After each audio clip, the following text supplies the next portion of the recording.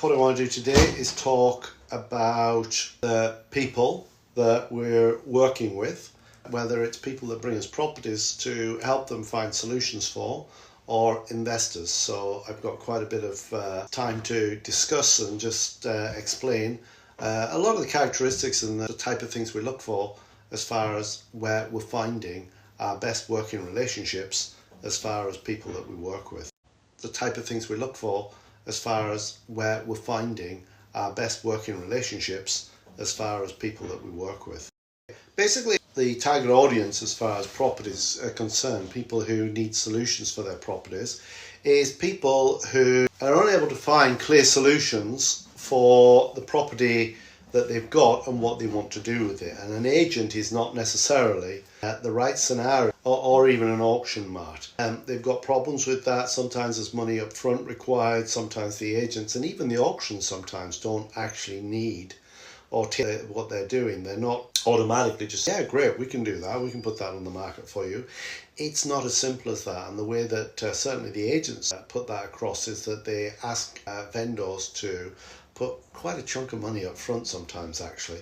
So that's what's happening there as far as that's concerned. And this is often the kind of vendors that we find that are coming to us for a different solution.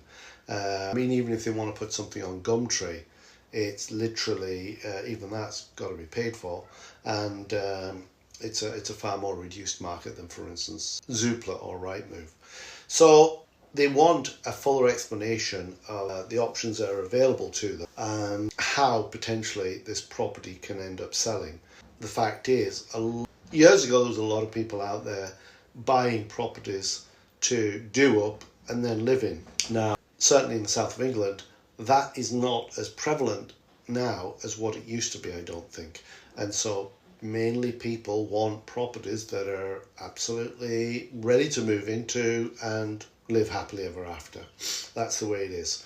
So most agents, unfortunately, when they're trying to get your business, they have to play the game of how much money they can get for your property. And so they tend to get into that competition whereby they're saying that they can offer or they can hopefully sell your product for more than it's actually really going to make. And so it's often difficult to get a really straightforward view on exactly what your property's worth, with its challenges or unusual things or peccadillos, if you like. And so it's difficult there. As far as the auctions are concerned, auctions, sometimes there's viewings, sometimes there aren't. Sometimes you can get in and see what's going on, sometimes you can't. There's a lot of different things going on there. And so we find people that come to us or contact us are looking for something else that they can, somewhere else where they can find some help to get the best solution for their property and how that could work out. So often you find people with properties with significant structural damage, as subsidence, damp, foundational problems, and these properties can be difficult to sell through the regular channels. One thing you do find is often it's not so much that we can necessarily always get people a lot more money for their property, but often we can cut to the quick and let them know exactly how it's going to pan out, and that can save them a lot of time. They didn't have to go through months and months of waiting with an agent or keep representing it with an auction that you've still got to pay in order to get that money. The price comes down eventually, and a year later you're basically getting the price that we might have told you in the first place. Who knows? It's kind of a bit like that, but you've got to go through that game with the high street agents and things like that sometimes, because that's their business. They've got to do their thing for themselves. And the only thing I would say is, please, for goodness sakes, don't get dragged into that situation about the modern method of auction, which is just you're trying to find a solution to sell your property, and all of a sudden you're taking a chunk off it before you even get any of the money. So for instance, if I think I can pay 100,000 for something, I've got to think of taking off what I'm going to have to pay the auction company, which is substantial. So you're already down at 94,000 or something like that. So that's challenging. There can be legal complications to be solved, and sometimes we can often point them you in the right direction to find out how you can make that easier for your potential buyer to pick up the property, or the people that we speak to might be a lot more savvy as far as how to solve those problems, or we might even have somebody that can help you with a bit of news about it without necessarily having to go to great expense that you might be thinking it's going to cost you to start with. Planning restrictions, there's all sorts of complications there, that sometimes looking for different solutions rather than necessarily what agents are going to take on and what's going to show at its best there. They're not really often going to know a lot about it, a lot about the solution, and that can often make it a little bit more complicated. Unattractive location. Often the people that are in those locations, with properties in those locations, it's not really the demographic that the big boys are actually marketing to, and where you might find a solution or a sale for that property, especially with commercial, for instance, and things like that. And like we said at the beginning, there's a scenario with poor conditions, properties in disrepair and needing significant renovation. As I mentioned, there's not the same amount of people around these days that want to go in and have the adventure in their young lives of doing up a property and slogging away through that, living on a building site for the next year or 18 months. And often, crikey, when I was young, I used to remember half the people we knew lived in properties like building sites because they were doing them up or refurbishing, or they moved into a property that was far from anywhere near livable. And yet, slowly but surely over the years, holding down a full-time job, bringing up a family, they're cobbling away, building their kitchen and bathrooms and changing things around and all the rest of it. So often short lease terms and considerations have to be brought into the situation. There's issues with short leases, and you've got to know your way around that as far as what can be the best situation. Right now, we're right in the middle of the whole situation with the new rules that are coming in about that, the part of the law that has been passed and when it's going to actually come into play, and then the bit that's in the air, marriage values, which is going to be another 2-3 years before that's going to be solved. So anybody under 80 years now living in a bit of a no man's land as far as knowing exactly what the story is with their property and how that's going to pan out in the long term. So anybody who's approaching 80 years, then it's just an automatic re-extension that you need to be putting in, which is going to make sure that your property sells fine, because nobody's worried about what's going to happen when that extension should be done in a few years' time. That's a cost that somebody's got to think about if they're coming into your property or thinking of buying it. We have professionals that we have on our team that we can help you with those sort of thoughts and considerations if required. And properties of a specialist nature, those with unique architectural styles or designed for specific commercial uses, they might have a limited buyer pool in the mainstream advertising channels of the regular agents and even auction marts.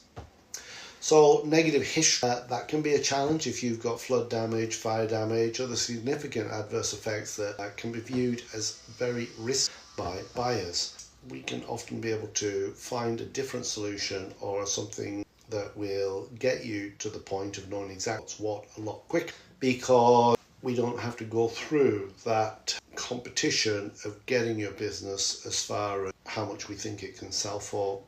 Our goal is not to, ideally we want you to get as much as possible for your property, but we also want to be realistic and let you know how soon that can happen and how long it might take. So ideally what we can save you is a lot of time sometimes as far as figuring out actually what's going to happen.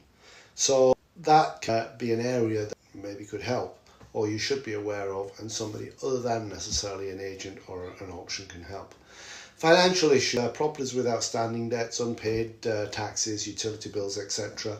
These are the type of things that add a lot more complication as far as being advertised through agents. With auctions, it's finding out exactly what's what with the property a lot of the time, and so that is the biggest challenge as well.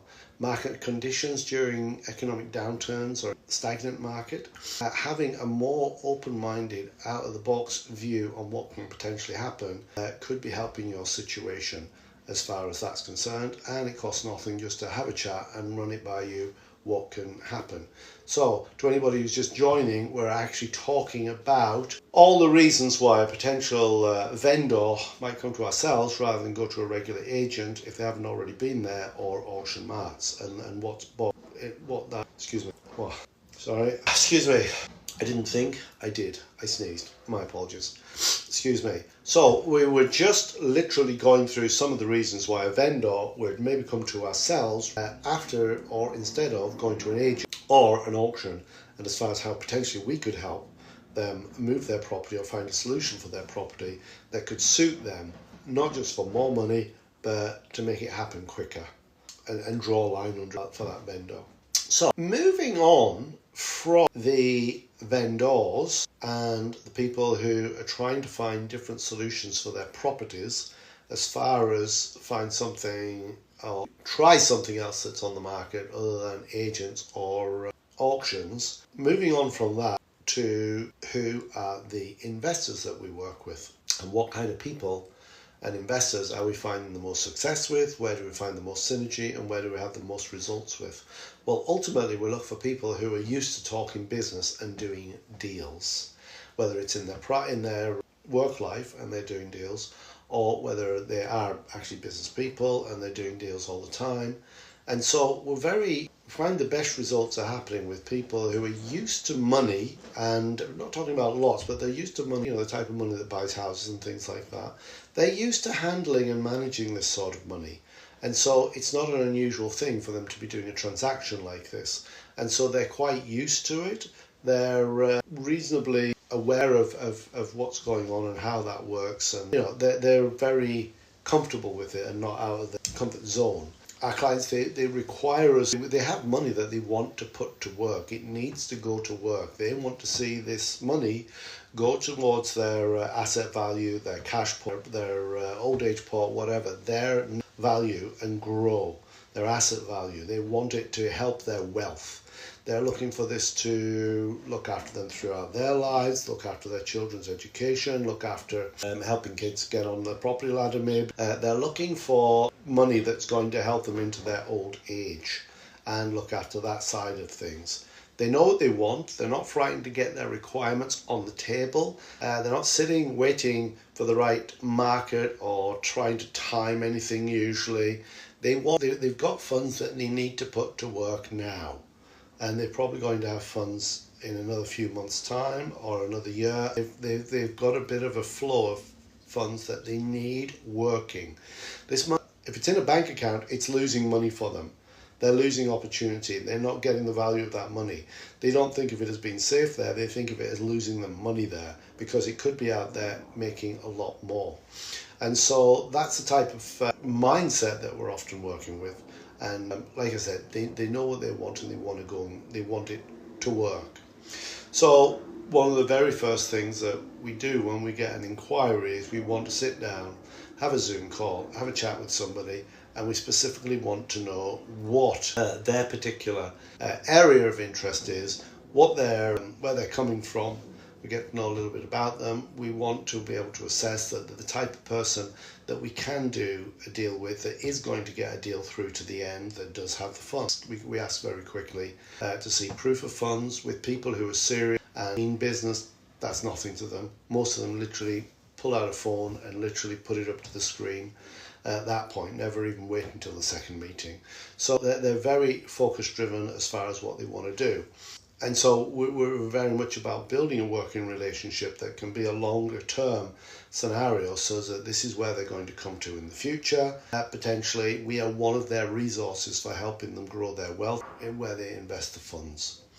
As far as our interactions are concerned, like I said, everybody's different. We like to learn where they're coming from, what's going on, how it's particularly going to work for them on their specification and their particular experiences and what style of investment they're looking for.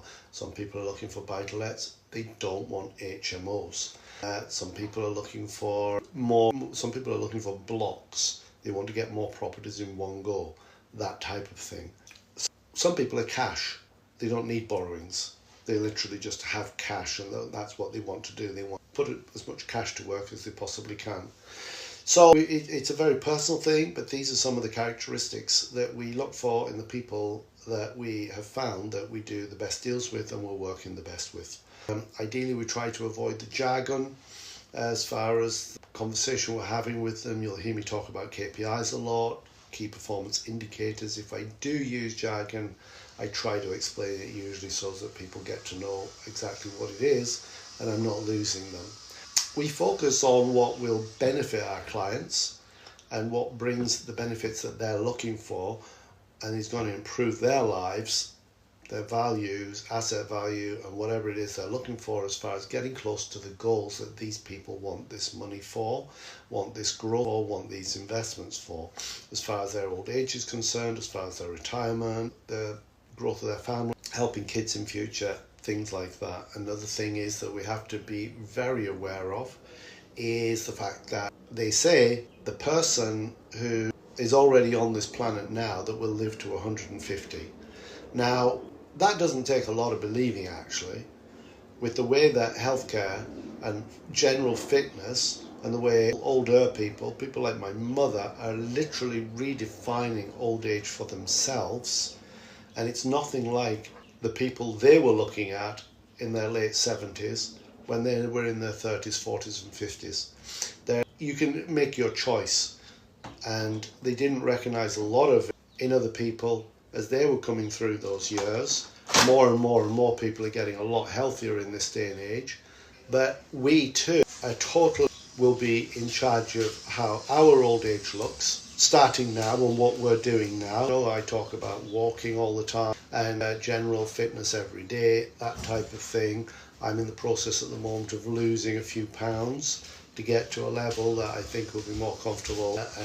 Basically, I'll tell them I'm just saying to get below that 30 mark as far as the body fat's concerned, because that's basically a scenario where I had a checkup the other day. It's a little bit over that. It'll be just, we're refining it as far as getting it under there, and all the exercise that's going on, because I'm thinking about what am I going to be like in my late 60s, 70s, 80s, 90s. We can't rule anything out.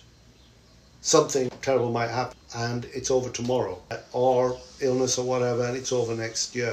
Hopefully not, but guess what? The chances are for most of us that we've got decades ahead, and the better we treat those decades, the more we can start adding on the end. So as far as you looking and thinking about your investments and how people are going to, how much you need in your retirement pot, how much you need to get you past your working years, because you might be retired for as many years as you're working, then this has got to be seriously thought about in this day and age, because you might have to think about a heck of a lot more years than we've been used to so far. So that's something that's very much on my mind. And like I said, we'll be looking at decades of technology that's going to improve, and research and science, by the time you even get to your 50s, 60s and 70s. So what you could be looking at and have to work with just to literally get the most out of life is quite considerable. And as far as your finance is concerned, we talked about healthcare and we talked about longevity that way, but really if you get your finances right, then you're going to be potentially, you've got decades more to look forward to of good living than previous generations have had. So that's what I mean when I talk about finding out what benefits our clients want, what they're looking for as far as their goals are concerned, and what's going on with them and what they want it to do for them in the future. And most are going for long term, putting solid things together, earning them money, like HMOs, like rental properties, things that are going to give them an income constantly, but also growing asset value as well. Our clients then tend to be often pretty well educated, or at least quite accomplished in their field. When I talk about somebody who's an educated person, I don't necessarily mean somebody who even necessarily went to university. However, they have, all lifelong learners didn't necessarily go to university. However, the people that we find the best results with are people who've developed through the years, and they're developing people. They're people who are learning more, and they develop themselves. We all know the odd people in life that we look at, they've been around for a few decades, and in all honesty, they don't change a bit. They're not developing. they're not really changing any. They're the same as they were in their 20s and their 30s. They haven't moved on. Their thoughts don't evolve. They're not embracing the technology and the life of the age that they're in. And so most of the people that we work with are educated, accomplished, often holding great qualifications, degree in law, engineering, whatever, but not necessarily. But they're usually quite accomplished in what they're doing, or they're actually switched on to what's going on, and they do come across as educated, enlightened, civilized. The conversation. We realise, and it's a scenario whereby we're working together to get the best result.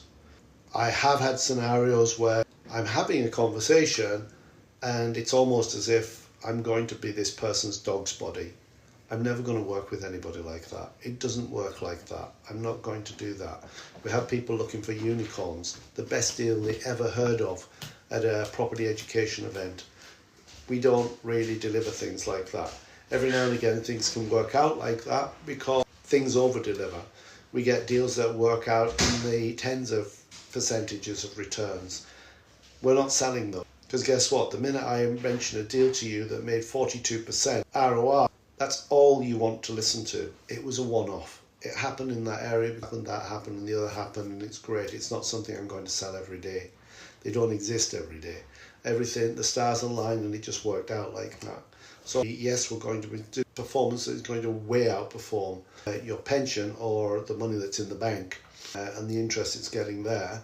But we work with people who are looking for good, solid deals that they know they can come back for the next year, and there's more. Not unicorns. We're looking for deals that can happen in the grand scheme of things, whatever happens. Not if everything works out brilliantly and the wind is in the right direction and we get lots of luck. It's not like that.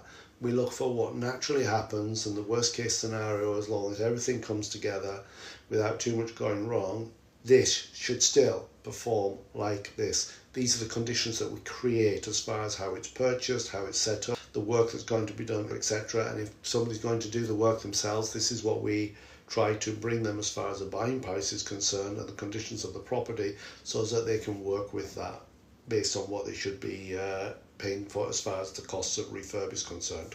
Yeah, that's just a little bit more about the people that we find the greatest success with as far as our investors are concerned and who we work with. And as I mentioned, or you might have got the impression and realised, just because someone's got a ton of money doesn't mean to say it's going to necessarily be a good fit. If we don't feel that we've got a good connection there, then we're just not going to bother, because it's not going to be a good situation for either of us. Entrepreneurial spirit. Yes, we work with entrepreneurs. Obviously, we do, and because they're out there doing their own businesses and things like that.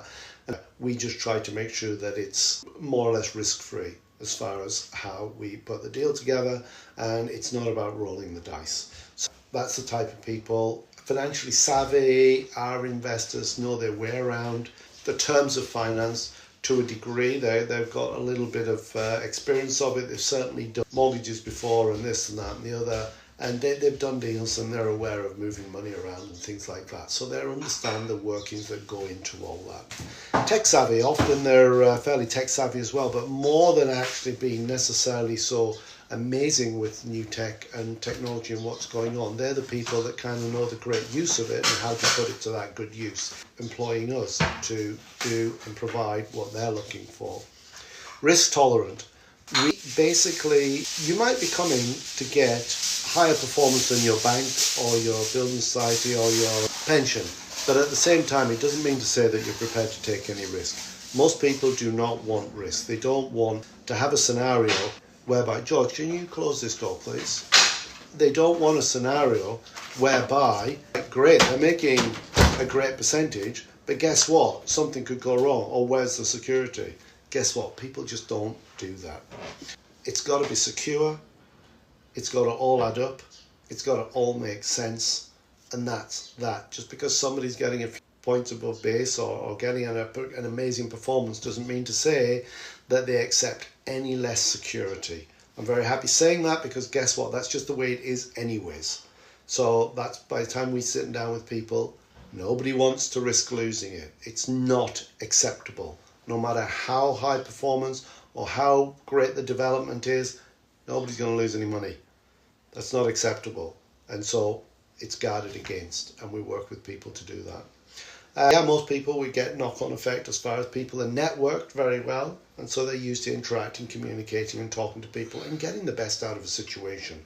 So they know how to get the best out of us, we know how to get a good relationship with them, and that works well. We're working together to get the best results. Strategically focused, as I mentioned about retirement, old age, kids, educations, cars and properties, houses and everything. These people have plans, they know what they're doing, they're working towards things, and they have their strategy worked out of how they're going to build their funds, asset value, earnings for years and decades to come.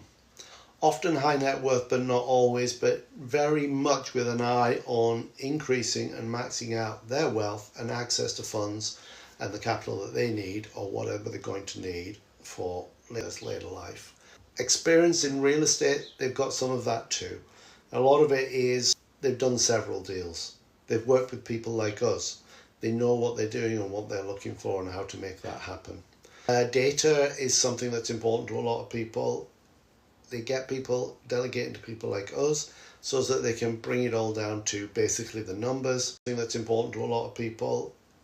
They get people delegating to people like us so that they can bring it all down to basically the numbers by 12 o'clock today.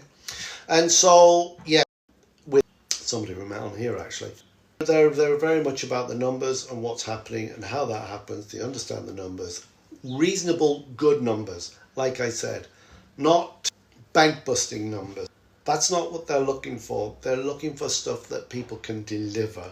They're not looking for unicorns, unusual situations, the most extreme deal they ever heard of, that type of thing. And they're using us so that it saves them the time of doing it themselves. Innovatively thinking a lot of the time because they know how to think on those higher levels of how to make the most out of their time, what they're doing and how they do it. They're smart people. They like to see us doing a good job as far as our other clients are concerned, our customers are concerned, and anybody, tenants, things like that. They want to know there's a good situation looking after those people because they know fine, exactly. The happier they are, keeps the rents flowing, everything's good. It matters in this day and age. Everybody wants to know that everybody else is treating everybody else in a civilized manner. So that's really good. An atmosphere and an environment very, very comfortable in. Our results, yes, of course, we're results orientated and it's measurable. And these investments, as I mentioned, are all about the numbers and getting the right scenario to work that should turn out, taking into consideration that nothing ever really does go without. So you can manage that age, deal with that age, still get the numbers that are expected so that everybody goes home happy. Talk about being ethically minded. We want to make sure that the people we're working with are ethically minded as well and that they've got a really good demeanour about them because like I said, there are certain people that have chunks of money we're not really working with.